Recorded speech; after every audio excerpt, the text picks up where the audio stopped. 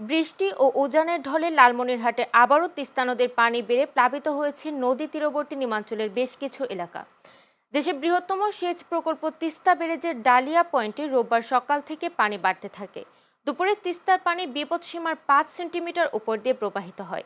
এতে ব্যারেজের ভাটিতে থাকা নদী তীরবর্তী হাতীবান্ধা উপজেলার সানিয়াজান, গড্ডিমারি, সিন্দুরনা, ডাওয়াবাড়ি ও রাজপুর ইউনিয়নের 12টি গ্রামের নির্মাঞ্চলের গুলো প্লাবিত হয়ে 4,000 পরিবার পানিবন্দী হয়ে পড়েছে।